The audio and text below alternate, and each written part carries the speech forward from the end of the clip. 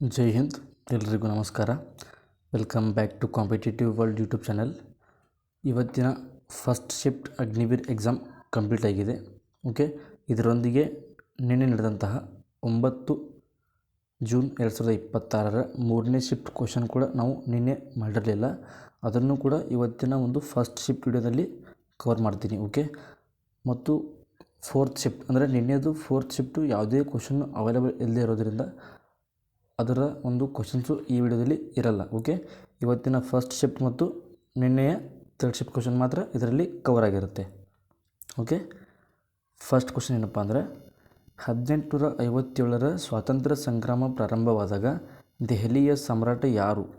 ಇದು ಇವತ್ತಿನ first shift question. Okay, 1857ರ ಸ್ವಾತಂತ್ರ್ಯ ಸಂಗ್ರಾಮ ಆರಂಭವಾದಾಗ ದೆಹಲಿಯ ಸಾಮ್ರಾಟ ಯಾರಾಗಿದ್ದರಪ್ಪ ಅಂದ್ರೆ 2ನೇ ಬಹದ್ದೂರ್ ಶಾ ಜಾಫರ್. ಯಾರು? 2ನೇ ಬಹದ್ದೂರ್ ಶಾ ಜಾಫರ್. ಸೊ ಇವರನ್ನು ಭಾರತದ ಚಕ್ರವರ್ತಿ ಅಂತ ಘೋಷಣೆ ಮಾಡ್ತಾರೆ. ಅಲ್ಲಿಂದಲೇ ಇದು ಒಂದು ಸ್ವಾತಂತ್ರ್ಯ ಸಂಗ್ರಾಮಕ್ಕೆ ಒಂದು ಸಣ್ಣ ಕಿಚ್ಚಾಗಿ ಹತ್ಕೋತದೆ. ಓಕೆ, ಆದರೆ ಈ ಒಂದು ಸಂಗ್ರಾಮ ಆರಂಭವಾಗಲು ಅತ್ಯಂತ ದೊಡ್ಡ ಪ್ರಮುಖ ಕಾರಣ ಎಲ್ಲಿ ಆಗುತ್ತಪ್ಪ ಅಂದ್ರೆ ಅದು ಮೀರತ್ನಲ್ಲಿ ಆಗುತ್ತೆ. ಓಕೆ, ಇದು ಏನಪ್ಪ ಅಂದ್ರೆ ಬಹದ್ದೂರ್ ಶಾ ಜಾಫರ್ ಅವರನ್ನು ಭಾರತದ ಚಕ್ರವರ್ತಿ ಅಂತ ಘೋಷಣೆ ಮಾಡ್ತಾರೆ. ಸೊ ಇದು ಕೂಡ ಈ ಒಂದು ದಂಗೆಗೆ ಪ್ರಮುಖ ಕಾರಣ ಆಗುತ್ತೆ. ಹೌದಾ? ನೆಕ್ಸ್ಟ್, ಇವರನ್ನು ಈ ಒಂದು ದಂಗೆಯ ನಂತರ ಬ್ರಿಟಿಷರು ಇವರನ್ನ ಗಡೀಪಾರು ಮಾಡ್ತಾರೆ. ಎಲ್ಲಿಪ್ಪ ಅಂದರೆ ರಂಗೂನ್, ಅಂದರೆ ಇವತ್ತಿನ ಮಯನ್ಮಾರ್ಗೆ ಇವರನ್ನು ಗಡೀಪಾರು ಮಾಡಲಾಗುತ್ತೆ. ಓಕೆ, ಕೆಳಗಿನ ಯಾವುದನ್ನು ಪಾನೀಯ ಬೆಳೆ ಎನ್ನುತ್ತಾರೆ? ಇದು ಇವತ್ತಿನ ಫಸ್ಟ್ ಶಿಫ್ಟ್ ಕ್ವಶನ್. ಈ ಥರ ಕೇಳಿರ್ಬೋದು. ಇಲ್ಲಪ್ಪ ಅಂದರೆ ಕೆಳಗಿನ ಯಾವುದನ್ನು ತೋಟಗಾರಿಕಾ ಬೆಳೆ ಅಂತ ಎನ್ನುತ್ತಾರೆ? ಅದು ಕೂಡ ಕೇಳಿರ್ಬೋದು. ಸೊ ಕನ್ಫರ್ಮ್ ಆಗಿ ಗೊತ್ತಿಲ್ಲ, ಆದರೆ ಕ್ವಶನ್ ಬಂದಿರೋದು ಕನ್ಫರ್ಮ್. ಇದಕ್ಕೆ ಆನ್ಸರ್ ಯಾವುದಪ್ಪ ಅಂದರೆ ತೋಟಗಾರಿಕಾ ಬೆಳೆ ಅಂತ ಕೇಳಿದರೂ ಕೂಡ ಅದಕ್ಕೂ ಚಹಾನೇ ಆನ್ಸರ್ ಆಗುತ್ತೆ. ಪಾನೀಯ ಬೆಳೆ ಅಂತ ಕೇಳಿದರೂ ಕೂಡ ಚಹಾನೇ ಆನ್ಸರ್ ಆಗುತ್ತೆ. ಯಾಕಪ್ಪ ಅಂದರೆ ಕಬ್ಬು ತೋಟಗಾರಿಕಾ ಬೆಳೆ ಅಲ್ಲ, ಇದೊಂದು ವಾಣಿಜ್ಯ ಬೆಳೆ. ಹೌದಾ? ಇದೊಂದು ವಾಣಿಜ್ಯ ಬೆಳೆ. ಇನ್ನು ಸೂರ್ಯಕಾಂತಿ, ಇದು ಕೂಡ ತೋಟಗಾರಿಕಾ ಬೆಳೆ ಅಲ್ಲ, ಇದೊಂದು ಏನಪ್ಪ ಅಂದರೆ ತೈಲ ಬೀಜದ ಬೆಳೆ. ಓಕೆ, ಇನ್ನು ನೆಕ್ಸ್ಟ್ ಭತ್ತ ಅಂತ ಬಂದಾಗ ಇದು ಆಹಾರ ಬೆಳೆ. ಇದು ಯಾವುದೂ ಕೂಡ ತೋಟಗಾರಿಕಾ ಬೆಳೆನೂ ಅಲ್ಲ, ಪ್ಲಸ್ ಪಾನೀಯ ಬೆಳೆನೂ ಅಲ್ಲ. ಓಕೆ, ಕ್ವಶನಲ್ಲಿ ಅವರು ಪಾನೀಯ ಬೆಳೆ ಅಂತಲೂ ಕೇಳ್ಬೋದು, ತೋಟಗಾರಿಕಾ ಬೆಳೆ ಅಂತಲೂ ಕೇಳ್ಬೋದು. ಸೊ ಕರೆಕ್ಟ್ ಆನ್ಸರ್ ಯಾವುದು? ಆಪ್ಷನ್ ಬಿ, ಚಹಾ ಮತ್ತು ಕಾಫಿ ಇವೆರಡೂ ಕೂಡ ಪಾನೀಯ ಬೆಳೆ ಮತ್ತು ತೋಟಗಾರಿಕಾ ಬೆಳೆ ಆಗುತ್ತೆ. ಇನ್ನು ತೋಟಗಾರಿಕಾ ಬೆಳೆ ಅಂತ ಬಂದಾಗ ಅದರಲ್ಲಿ ನಾವು ರಬ್ಬರ್ನ ನೋಡ್ತೀವಿ. ರಬ್ಬರ್ ಕೂಡ ಏನಂದ್ರೆ ತೋಟಗಾರಿಕಾ ಬೆಳೆ. ಇದು ಅತಿ ಹೆಚ್ಚು ಕೇರಳದಲ್ಲಿ ಬೆಳೀತಾರೆ ಇದನ್ನು ರಬ್ಬರ್. ಓಕೆ, ನೆಕ್ಸ್ಟ್ 2025ರ ಇರಾನ್ ಇಸ್ರೇಲ್ ಯುದ್ಧದಲ್ಲಿ ಯಾವ ಭಾರತೀಯ ಕಾರ್ಯಾಚರಣೆ ನಡೆಯಿತು? ಅಂದ್ರೆ ಏನು ಯುದ್ಧ ಆಗುತ್ತಲ್ಲ 2025ರಲ್ಲಿ, ಆವಾಗ ಕೆಲವೊಂದು ಭಾರತೀಯರು ಇರಾನ್ ಮತ್ತು ಇಸ್ರೇಲ್ನಲ್ಲಿ ಸಿಲುಕಿಕೊಂಡಿರ್ತಾರೆ. ಅವರನ್ನು ಮರಳಿ ಮತ್ತೆ ನಮ್ಮ ದೇಶಕ್ಕೆ ಕರೆತರುವಂಥ ಕಾರ್ಯಾಚರಣೆ ಯಾವುದು ಅಂತ ಪ್ರಶ್ನೆ ಕೇಳಿದ್ದಾರೆ. ಯಾವುದಪ್ಪ ಅಂದರೆ ಆಪರೇಷನ್ ಸಿಂಧು. ಈ ಒಂದು ಆಪರೇಷನ್ ಸಿಂಧು ಕಾರ್ಯಾಚರಣೆಯನ್ನು ಕೈಗೊಳ್ಳುವ ಮೂಲಕ ಭಾರತ ಸರ್ಕಾರ ಇರಾನ್ ಹಾಗೂ ಇಸ್ರೇಲ್ನಲ್ಲಿ ಸಿಲುಕಿಕೊಂಡಿರುವ ಭಾರತೀಯರನ್ನು ಮತ್ತೆ ಭಾರತಕ್ಕೆ ಕರೆತರ್ತದೆ. ಓಕೆ, ನೆಕ್ಸ್ಟ್, ಭಾರತದ ಉತ್ತರದ ಮೈದಾನ ಕೆಳಗಿನ ಯಾವ ನದಿಗಳಿಂದ ರಚನೆಯಾಗಿದೆ ಅಂತ ಪ್ರಶ್ನೆ ಕೇಳಿದ್ದಾರೆ. ಯಾವುದಪ್ಪ ಅಂದ್ರೆ ಸಿಂಧು, ಗಂಗಾ ಮತ್ತು ಬ್ರಹ್ಮಪುತ್ರ ನದಿಗಳಿಂದ ಭಾರತದ ಉತ್ತರ ಮೈದಾನ ರಚನೆಯಾಗಿದೆ. ಓಕೆ, ಇನ್ನು ಗೋದಾವರಿ ಮತ್ತು ಕೃಷ್ಣ ಅಂತ ಬಂದಾಗ ಇವು ಭಾರತದ ದಕ್ಕನ್ ಪ್ರಸ್ಥಭೂಮಿ, ಅಂದರೆ ಈ ಮಹಾರಾಷ್ಟ್ರ ಅಂದರೆ ಮಧ್ಯಪ್ರದೇಶದ ಕೆಳಗೆ ಅಂದರೆ ದಕ್ಷಿಣ ಭಾರತದ ಭಾಗದಲ್ಲಿ ಹರಿತಕ್ಕಂಥ 2 ದಕ್ಕನ್ ಪ್ರಸ್ಥಭೂಮಿ ನದಿಗಳು. ಯಾವುದು? ದಕ್ಕನ್ ಪ್ರಸ್ಥಭೂಮಿಯಲ್ಲಿ ಹರಿತಕ್ಕಂಥ ನದಿಗಳು, ಪ್ರಮುಖ ನದಿಗಳು. ಅದರಲ್ಲಿ ಮೊದಲನೇದು ಯಾವುದು? ಗೋದಾವರಿ ಅಂತ. ಗೋದಾವರಿಯನ್ನು ನಾವು ದಕ್ಷಿಣದ ಗಂಗೆ ಅಥವಾ ವೃದ್ಧ ಗಂಗೆ ಅಂತ ಕರಿತೀವಿ. ದಕ್ಷಿಣದ ಗಂಗೆ ಮತ್ತು ವೃದ್ಧ ಗಂಗೆ ಅಂತ ಕರಿತೀವಿ. ಹೌದಾ? ಇದು ಎಲ್ಲಿಪ್ಪ ಅಂದರೆ ಮಹಾರಾಷ್ಟ್ರದ ತ್ರಯಂಬಕ ಎಂಬಲ್ಲಿ ಉಗಮಗೊಳ್ಳುತ್ತೆ. ಯಾವುದು? ಗೋದಾವರಿ. ಇನ್ನು ಕೃಷ್ಣ ಅಂತ ಬಂದಾಗ ಇದು ಕರ್ನಾಟಕದಲ್ಲಿ ಹರಿತಕ್ಕಂಥ ಅತ್ಯಂತ ಉದ್ದವಾದ ನದಿ. ಹೌದಾ? ಇದು ಎಲ್ಲಿ ಜನ್ಮಗೊಳ್ಳುತ್ತಪ್ಪ ಅಂದರೆ ಮಹಾರಾಷ್ಟ್ರದ ಮಹಾಬಲೇಶ್ವರ ಎಂಬಲ್ಲಿ ಉಗಮ ಹೋಗುತ್ತೆ. ಯಾವುದು? ಕೃಷ್ಣಾ ನದಿ. ಓಕೆ. ಇನ್ನು ನೆಕ್ಸ್ಟ್ ನರ್ಮದಾ ಅಂತ ಬಂದಾಗ ಈ ನರ್ಮದಾ ನದಿ ಎಲ್ಲಿಪ್ಪ ಅಂದ್ರೆ ಮಧ್ಯಪ್ರದೇಶದ ಅಮರಕಂಟಕ ಎಂಬಲ್ಲಿ ಉಗಮ ಆಗುತ್ತೆ. ಅಮರಕಂಟಕ. ಓಕೆ. ಇದು ಭಾರತವನ್ನು ಉತ್ತರ ಭಾರತ ಮತ್ತು ದಕ್ಷಿಣ ಭಾರತವನ್ನಾಗಿ ವಿಭಜನೆ ಮಾಡತಕ್ಕಂಥ ನದಿ. ಯಾವುದು? ನರ್ಮದಾ ನದಿ. ಇದು ಅರಬ್ಬಿ ಸಮುದ್ರವನ್ನು ಸೇರುತ್ತೆ. ಅರಬ್ಬಿ ಸಮುದ್ರ ಅಂದರೆ ಇದು ಪಶ್ಚಿಮಾಭಿಮುಖವಾಗಿ ಹರಿಯುವಂತಹ ಅತ್ಯಂತ ಉದ್ದವಾದ ನದಿ. ಯಾವುದು? ನರ್ಮದಾ. ಓಕೆ. ನೆಕ್ಸ್ಟು ಮಹಾನದಿ ಅಂತ ಬಂದಾಗ ಇದು ಛತ್ತೀಸ್ಗಢನ ಸಿವಹ ಎಂಬಲ್ಲಿ ಉಗಮಗೊಳ್ಳುತ್ತೆ. ಇದನ್ನು ಒಡಿಶಾ ರಾಜ್ಯದ ಕಣ್ಣೀರಿನ ನದಿ ಅಂತ ಕರೀತಾರೆ. ಒಡಿಶಾದ ಕಣ್ಣೀರಿನ ನದಿ.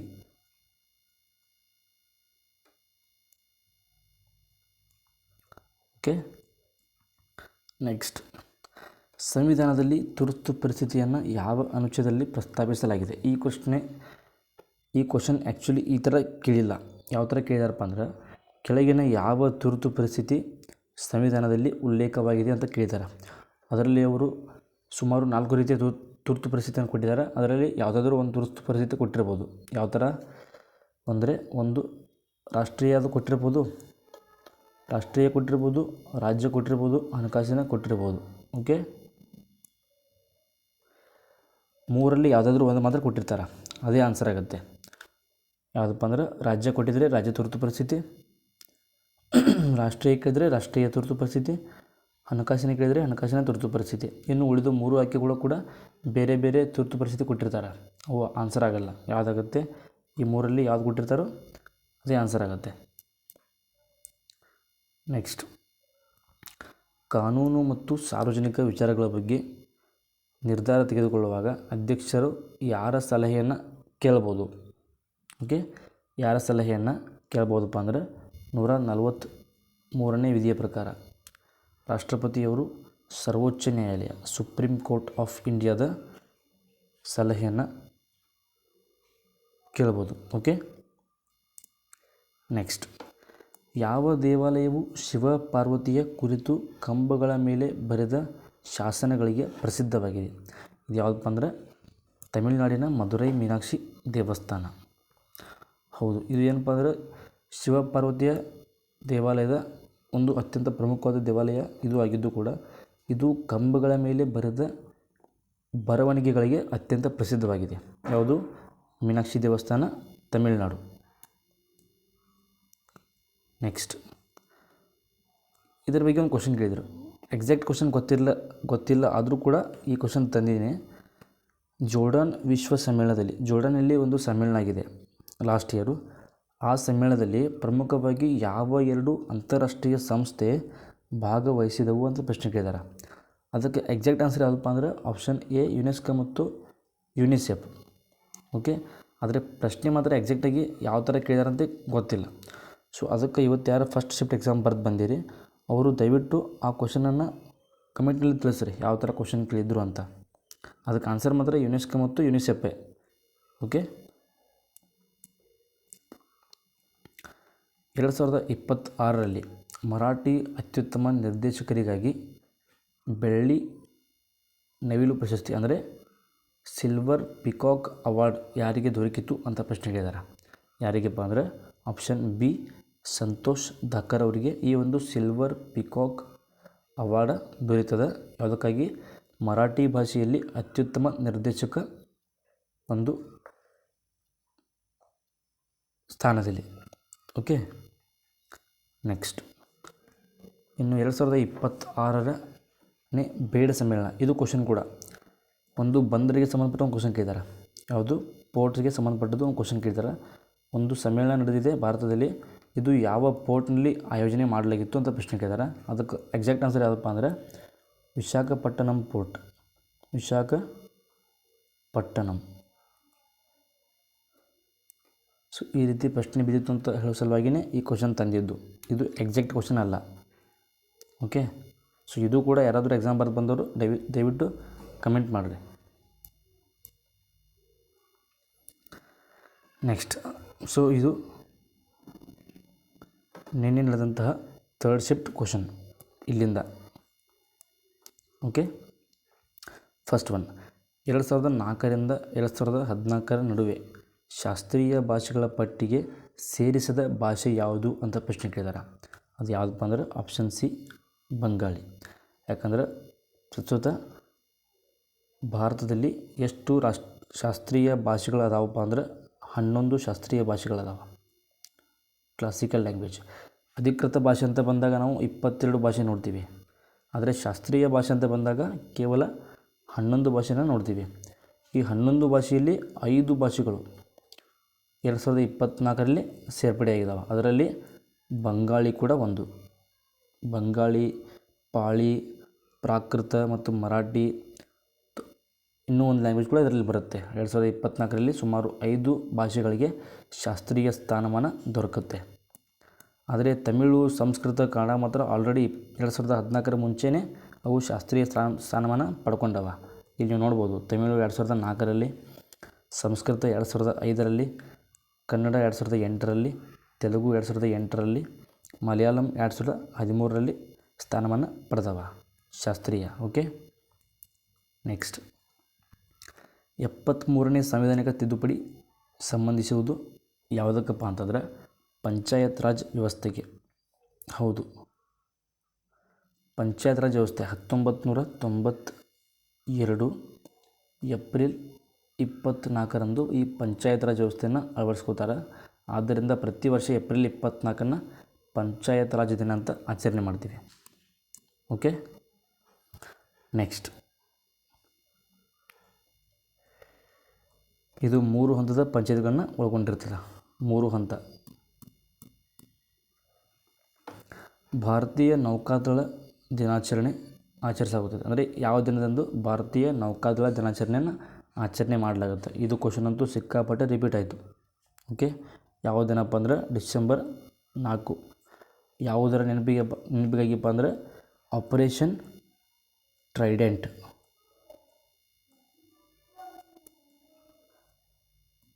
ಹೌದಾ, ಇಲ್ಲಿ ನೀವು ನೋಡ್ಬೋದು 1971ರ ಕರಾಚಿ ಬಂದರಿನ ಮೇಲೆ ನೌಕಾದಳದ ಆಪರೇಷನ್ ಟ್ರೈಡೆಂಟ್ ಯಶಸ್ಸಿನ ಸ್ಮರಣಾರ್ಥವಾಗಿ ಪ್ರತಿ ವರ್ಷ ಡಿಸೆಂಬರ್ 4ರಂದು ನೌಕಾ ದಿನಾಚರಣೆಯನ್ನು ಆಚರಣೆ ಮಾಡ್ತಾರೆ. ಸಂಪ್ರೀತಿ ಯುದ್ಧಾಭ್ಯಾಸ ಭಾರತ ಮತ್ತು ಯಾವ ದೇಶದ ನಡುವೆ ನಡೆಯುತ್ತದೆ ಅಂತ ಪ್ರಶ್ನೆ ಕೇಳಿದ್ದಾರೆ. ಭಾರತ ಮತ್ತು ಬಾಂಗ್ಲಾದೇಶದ ನಡುವೆ ಈ ಒಂದು ಸಂಪ್ರೀತಿ ಯುದ್ಧಾಭ್ಯಾಸ ನಡೆಯುತ್ತೆ. ಹಾಗಾದರೆ ರಷ್ಯಾ ವಿರುದ್ಧ ಭಾರತ ಯಾವ ವಾರ್ ಎಕ್ಸರ್ಸೈಸ್ ಮಾಡುತ್ತೆ ಹೇಳ್ಬೋದು. ನೀವು ಕಮೆಂಟಲ್ಲಿ ಆನ್ಸರ್ ಮಾಡಿ. ಯಾವುದು ರಷ್ಯಾ ವಿರುದ್ಧ ಯಾವ ಒಂದು ಯುದ್ಧಾಭ್ಯಾಸವನ್ನು ಭಾರತ ನಡೆಸುತ್ತೆ. ಓಕೆ, ನೆಕ್ಸ್ಟ್, ಈ ಒಂದು ಯುದ್ಧಾಭ್ಯಾಸ 2011ರಲ್ಲಿ ಪ್ರಾರಂಭವಾಗುತ್ತೆ ಭಾರತ ಮತ್ತು ಬಾಂಗ್ಲಾದೇಶ ನಡುವೆ. ಇದು ಸಾಮರ್ಥ್ಯ ಮತ್ತು ಭಯೋತ್ಪಾದನೆ ವಿರೋಧಿ ತಂತ್ರಗಳನ್ನು ಹೆಚ್ಚಿಸುವ ಸಲುವಾಗಿ ನಡೆಸ್ತಕ್ಕಂಥ ಒಂದು ಯುದ್ಧಾಭ್ಯಾಸ. ಓಕೆ, ನೆಕ್ಸ್ಟ್, ವಹಾಬಿ ಆಂದೋಲನದ ನಾಯಕರು ಯಾರು ಅಂತ ಪ್ರಶ್ನೆ ಕೇಳ್ತಾರೆ ನಿನ್ನೆ ಥರ್ಡ್ ಶಿಫ್ಟ್ನಲ್ಲಿ. ಇವ್ರು ಯಾರಪ್ಪ ಅಂದ್ರೆ ಸರ್ ಸೈಯದ್ ಅಹಮದ್ ಬರೇಲ್ವಿ. 19ನೇ ಶತಮಾನದ ಆರಂಭದಲ್ಲಿ ಬರೇಲ್ವಿಯವರು ಭಾರತದಲ್ಲಿ ವಹಾಬಿ ಅಥವಾ ತಾರಿಕ್ ಎ ಮೊಹಮ್ಮದಿಯ ಚಳವಳಿ ಪ್ರಾರಂಭಿಸಿದರು. ಅವರು ಶುದ್ಧ ಏಕದೇವೋಪಾಸನೆ ಮತ್ತು ಬ್ರಿಟಿಷ್ ವಿರೋಧಿ ಹೋರಾಟಕ್ಕೆ ಒತ್ತು ನೀಡಿದರು. ಓಕೆ, ಭಾರತದ ಅತ್ಯಂತ ಪ್ರಾಚೀನ ಪರ್ವತ ಶ್ರೇಣಿ ಯಾವುದು ಅಂತ ಪ್ರಶ್ನೆ ಕೇಳಿದರೆ ಇದು ಕೂಡ ರಿಪೀಟೆಡ್ ಕ್ವಶನು.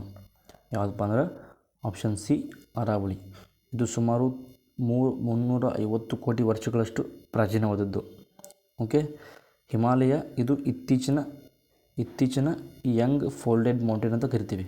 ತರುಣ ಮಡಿಕೆ ಪರ್ವತಗಳು, Young folded mountain. Okay, so ನಿನ್ನೆ ಥರ್ಡ್ ಶಿಫ್ಟ್ನಲ್ಲಿ ಲೋಕ ಅದಾಲತ್ನ ಸಂಬಂಧಪಟ್ಟ ಒಂದು ಕ್ವಶನ್ ಕೇಳಿದರು. ಆ ಕ್ವಶನ್ ಎಕ್ಸಾಕ್ಟ್ ಕ್ವಶನ್ ಏನಂತ ಗೊತ್ತಿಲ್ಲ. ಆದರೆ ಲೋಕ ಅದಾಲತ್ ಮೇಲೆ ಒಂದು ಕ್ವಶನ್ನು ಬಂದಿದ್ದು ಕನ್ಫರ್ಮ್ ನಿನ್ನೆ ಥರ್ಡ್ ಶಿಫ್ಟ್ನಲ್ಲಿ. ಓಕೆ, ನೆಕ್ಸ್ಟು ಫೆಬ್ರವರಿ 2025 ಬ್ರಿಟನ್ನ ಈ ಒಂದು ಕ್ರೀಡಾಪಟು ವರ್ಷದ ಪ್ರಶಸ್ತಿ ಪಡೆದ ಭಾರತೀಯ ಮಹಿಳಾ ಕ್ರೀಡಾಪಟು ಯಾರಂತ ಪ್ರಶ್ನೆ ಕೇಳಿದ್ದಾರೆ. ಯಾರಪ್ಪ ಅಂದ್ರೆ ನಮ್ಮ ಭಾರತೀಯ ಶೂಟರ್ ಕ್ರೀಡಾಪಟು ಮನು ಭಾಕರ್ ಅವರು. ಹೌದು, ಇವರು ಎದಕ್ಕೆ ಈ ಒಂದು ಪ್ರಶಸ್ತಿಯನ್ನು ಪಡೆದಪ್ಪ ಅಂದ್ರೆ 2024 ಪ್ಯಾರಿಸ್ ಒಲಿಂಪಿಕ್ಸ್ನಲ್ಲಿ, ಯಾವುದು ಪ್ಯಾರಿಸ್ ಒಲಿಂಪಿಕ್ಸ್ನಲ್ಲಿ ಇವರು ಒಂದೇ ಒಲಿಂಪಿಕ್ಸ್ನಲ್ಲಿ 2 ಬೆಳ್ಳಿ ಪದಕವನ್ನು ಗೆದ್ದಂತಹ ಭಾರತದ ಮೊದಲ ಮಹಿಳೆ ಅಥವಾ ಏಕೈಕ ಮಹಿಳೆ. 2 ಬೆಳ್ಳಿ ಪದಕ. ಈ ಒಂದು ಸಾಧನೆಯ ಸ್ಮರಣಾರ್ಥವಾಗಿ ಅವರಿಗೆ ಫೆಬ್ರವರಿ 2025 ಬ್ರಿಟನ್ ಕ್ರೀಡಾಪಟು ವರ್ಷದ ಪ್ರಶಸ್ತಿಯನ್ನು ನೀಡ್ತಾರೆ.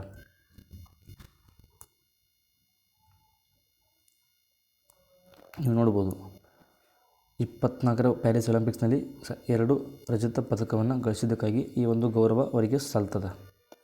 ಒಂದೇ ಒಲಿಂಪಿಕ್ಸ್ನಲ್ಲಿ 2 ರಜತ ಪದಕ ಗೆದ್ದ ಮೊದಲ ಭಾರತೀಯ ಕ್ರೀಡಾಪಟು ಎಂಬ ದಾಖಲೆಯನ್ನು ಅವರು ಸೃಷ್ಟಿಸಿದರು. ಓಕೆ, ಭಾರತ 2026 ಬ್ರಿಕ್ಸ್ ನೇತೃತ್ವದ ಪ್ರಾಧಿಕಾರದ ಪ್ರತಿಮಾ ಚಿಹ್ನೆ ಯಾವುದನ್ನು ಆಯೋಜನೆ ಮಾಡುತ್ತಿದೆ ಅಂತ ಪ್ರಶ್ನೆ ಕೇಳ್ತಾರೆ. ಇದು ಯಾವುದಪ್ಪ ಅಂದ್ರೆ ಅವ್ರ ಆಪ್ಷನ್ದಾಗ ಕೇವಲ ಕಮಲ ಅಂತ ಕೊಟ್ಟಿರ್ಬೋದು. ಕಮಲ ಅಂತ ಕೊಟ್ಟರೆ ಅದು ಕೂಡ ಆನ್ಸರ್ ಆಗುತ್ತೆ. ಸೊ ಫುಲ್ ಆನ್ಸರ್ ಯಾವುದಪ್ಪ ಅಂದ್ರೆ ನವೀಕರಿಸಬಲ್ಲ ಇಂಧನ ಮತ್ತು ಡಿಜಿಟಲ್ ಕಮಾನುಗಳನ್ನು ಹೊಂದಿರುವ ಕಮಲ. ಓಕೆ, ಸೊ ಇದಿಷ್ಟು ನಿನ್ನೆಯ ಥರ್ಡ್ ಶಿಫ್ಟ್ ಹಾಗೂ ಇವತ್ತಿನ ಮೊದಲನೇ ಶಿಫ್ಟ್ ಕ್ವಶನ್ಸ್ ಅನಾಲಿಸಿಸು. ಇನ್ನು ಮುಂದಿನ ವಿಡಿಯೋದಲ್ಲಿ ನಾವು ಸೆಕೆಂಡ್ ಶಿಫ್ಟ್ ಕ್ವಶನ್ನ ನೋಡ್ತಾ ಬರೋಣ. ಅದಕ್ಕಿಂತ ಮುಂಚೆ ಇನ್ನೂ ಯಾರು ನಮ್ಮ ಚಾನಲ್ಗೆ ಸಬ್ಸ್ಕ್ರೈಬ್ ಆಗಿಲ್ಲ ಎಲ್ರಿಗೂ ಸಬ್ಸ್ಕ್ರೈಬ್ ಆಗಿ ಅಂತ ಹೇಳ್ತಾ, ಇನ್ನು ಮುಂದೆ ಎಕ್ಸಾಮ್ ಬರೀತಾ ಇರೋರು ಎಲ್ರಿಗೂ ಆಲ್ ದಿ ಬೆಸ್ಟ್. ಈ ಒಂದು ವಿಡಿಯೋ ಡಿಸ್ಕ್ರಿಪ್ಷನಲ್ಲಿ ಒಂದು ಲಿಂಕ್ ಕೊಟ್ಟಿರ್ತೀನಿ, ಪ್ಲೇಲಿಸ್ಟ್ ಲಿಂಕು. ಇನ್ನು ಮುಂದೆ ಎಕ್ಸಾಮ್ ಬರೆಯೋರು ಅಷ್ಟು ಪ್ಲೇಲಿಸ್ಟ್ ನೋಡ್ಕೊಂಡು ಹೋಗಿ. ಅದರಲ್ಲಿ ಕಮ್ಮಿ ಅಂದರೂ 5+ GK ಕ್ವಶನ್ಸು ರಿಪೀಟ್ ಆಗ್ತವೆ. ಓಕೆ, ರಿಪೀಟ್ ಆಗದೇ ಇದ್ದರೂ ಕೂಡ ಅದರ ಕಾನ್ಸೆಪ್ಟ್ ಮಾತ್ರ 100% ರಿಪೀಟ್ ಆಗಲೇಬೇಕು. ಯಾಕಂದರೆ ಜೂನ್ 1ನೇ ತಾರೀಕಿಂದ ಹಿಡಿದು ಇವತ್ತು ಜೂನ್ 10ವರೆಗೂ ಪ್ರತಿ ವಿಡಿಯೋ ಮಾಡಿದ್ದೀನಿ. ಪ್ರತಿ ವಿಡಿಯೋದಲ್ಲಿ ಒಂದಿಲ್ಲ ಒಂದು ಕ್ವಶನು ರಿಪೀಟ್ ಆಗ್ತಾನೇ ಇದೆ. ಕ್ವಶನ್ ಆದರೂ ರಿಪೀಟ್ ಆಗುತ್ತೆ, ಇಲ್ಲಾಂದರೆ ಕಾನ್ಸೆಪ್ಟ್ ಆದರೂ ಸ್ವಲ್ಪ ಟ್ವಿಸ್ಟ್ ಮಾಡ್ತಾರೆ. ಫಾರ್ ಎಕ್ಸಾಂಪಲ್, ಬ್ರಹ್ಮ ಸಮಾಜದ ಸ್ಥಾಪಕರು ಯಾರು? ರಾಜಾರಾಮ್ ಮೋಹನ್ ರಾಯ್. ಅದನ್ನು ಒಂದು ಶಿಫ್ಟ್ನಲ್ಲಿ ಕೇಳಿದ್ದಾರೆ. ಮತ್ತೊಂದು ಶಿಫ್ಟ್ನಲ್ಲಿ ಯಾವ ಥರಪ್ಪ ಅಂದರೆ ರಾಜಾರಾಮ್ ಮೋಹನ್ ರಾಯ್ ಅವರು ಯಾವ ಸಮಾಜವನ್ನು ಸ್ಥಾಪನೆ ಮಾಡಿದರು, ಈ ಥರ ಕೇಳಿದ್ದಾರೆ. ಸೊ ಅದನ್ನೇ ಉಲ್ಟಾ ಪಲ್ಟಾ. ಓಕೆ, ಸೊ ಈ ರೀತಿ ಕ್ವಶನ್ ಬಹಳ ರಿಪೀಟ್ ಆಗಕತ್ತವ. ಅದಕ್ಕೆ ಲಿಂಕ್ ಕೊಟ್ಟಿರ್ತೀನಿ ಡಿಸ್ಕ್ರಿಪ್ಷನಲ್ಲಿ, ಹೋಗಿ ಅಷ್ಟು ವಿಡಿಯೋ ನೋಡ್ಕೋಬೋದು. ಪ್ರತಿಯೊಂದು ವಿಡಿಯೋ ಕೂಡ ನಿಮಗೆ ಇಂಪಾರ್ಟೆಂಟ್ ಆಗುತ್ತೆ. Only for GK questions. Okay, only for GK questions. So ಇನ್ನು ಮುಂದೆ ಎಕ್ಸಾಮ್ ಬರೋರಿಗೆ ಎಲ್ರಿಗೂ ಆಲ್ ದ ಬೆಸ್ಟ್. ಚೆನ್ನಾಗಿ ಸ್ಟಡಿ ಮಾಡಿ, ಮ್ಯಾಥ್ಸ್ ಮತ್ತು ರೀಸನಿಂಗ್ನ ಪ್ರಾಕ್ಟೀಸ್ ಮಾಡಿ. All the best. Thank you.